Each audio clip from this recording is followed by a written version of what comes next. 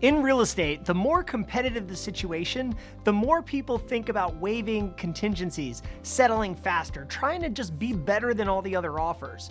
One of the biggest ones is waiving the appraisal contingency. It adds risk, and in this video, we're going to tell you everything you should consider before you do that yourself.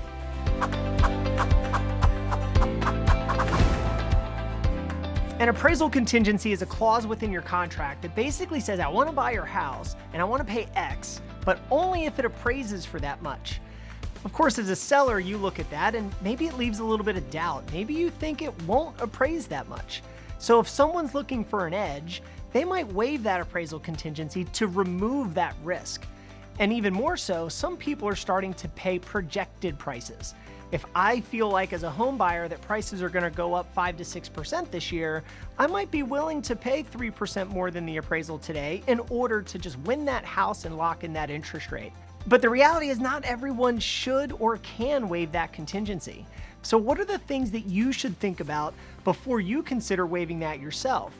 So for one is, what is the cost difference from a mortgage perspective if the appraisal comes in lower? You know, there is a misconception out there that when it comes in low that you just need to pay dollar for dollar out of pocket for whatever that difference is. It's actually not quite the case all the time. In some cases, you might just add a little bit of private mortgage insurance, or maybe the PMI gets a little more expensive, or maybe your rate goes up a little bit, or maybe we add a second mortgage. There are ways of managing and mitigating that risk of doing so.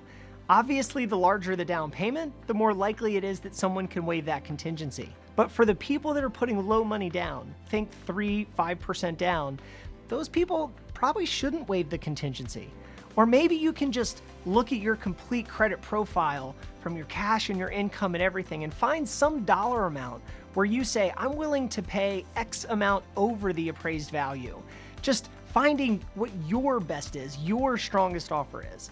So if you're thinking about buying a house and you're hearing everyone say waive everything, definitely speak to a consultant like us to unpack all those risks before you find yourself stuck and have your earnest money deposit at risk.